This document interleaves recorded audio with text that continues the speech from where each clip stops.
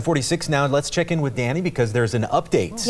Yes, the 8 a.m. just came down from the National Hurricane Center. Right now, the eye of Hurricane Irma, about 110 miles north of Punta Cana, Dominican Republic. What that means, it is in the wind field in terms of tropical storm force winds. We're looking at wind speeds anywhere from 40 to possibly 70 miles per hour sustained in portions of the Dominican Republic, considering that that wind field extends 185 miles outside of the eye of Irma. The hurricane forced wind field right now is 50 miles outside of the eye of Irma. So that's where the location's at. The speed has not changed, still 180 miles per hour as it stands, and about 600 miles away from the Florida Peninsula. So here's that latest update. Gust to 220, sustained at 180 right now, continuing on that track west-northwest at about 17 miles per hour. It will continue as a strong Category 5 hurricane as it tracks into the Caribbean here, still making that northerly turn as we head toward the weekend. Forecast to be a Category 4 hurricane as that happens. Of course, that's the key to the severity of impacts that we're expecting on the Florida Peninsula.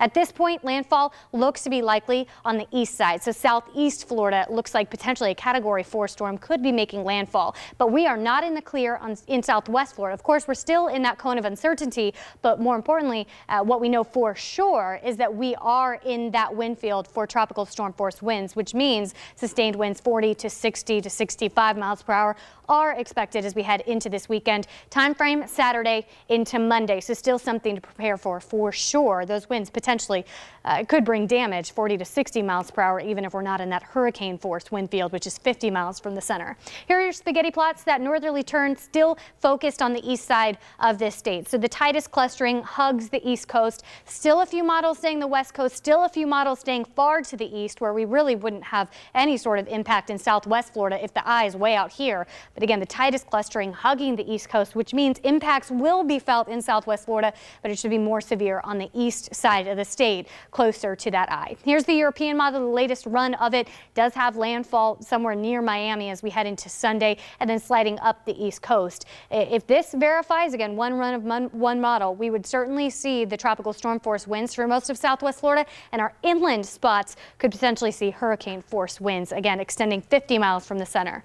The GFS, the latest run of the GFS model, keeps the core, keeps the eye offshore. This is kind of looking like Matthew, right? So we wouldn't necessarily see the hurricane force winds for our inland counties, but tropical storm force, we would still plan on it. So GFS model has it hugging the coastline, but the core staying offshore. But again, one run of one model, we can't depend on it, especially when we're talking about a difference of 25-50 miles, potentially keeping the core, keeping the eye offshore. Here are the ensemble plots for the GFS, for the American model. Again, the tightest clustering hugging the coastline, although there are outliers on either side. So we're not set in stone, but the forecast confidence is the highest right up the coast. Your steering currents haven't changed. Still high pressure, the ridge of high pressure over the Atlantic, still that trough dipping down through the eastern half of the country, and then our two waves of energy that you can watch on the model will sweep down into the southeast, hopefully pushing Irma a little further east and then pulling her to the north. And we could see landfall in South Carolina, potentially North Carolina,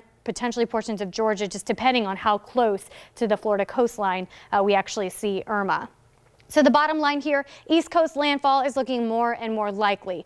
Tropical storm conditions, though, are expected in southwest Florida. So although the most severe impacts will be closer to where Irma makes landfall, we're still in that tropical storm force wind field, which means 40 to 60 mile per hour winds sustained are expected as we head into this weekend. That's still something to prepare for, and we still need to stay very vigilant as we head toward this weekend, because that's potentially destructive wind levels. Saturday night to Monday morning is going to be the focus for impacts on the southwest side of the peninsula.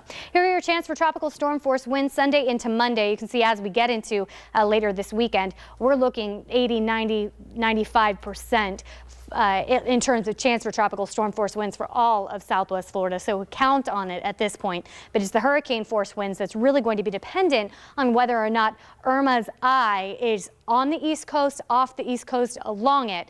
Again, right now the chance is highest for our inland counties, but if we can get Irma's eye to stay just off the coast, we could still be just seeing tropical storm force winds inland.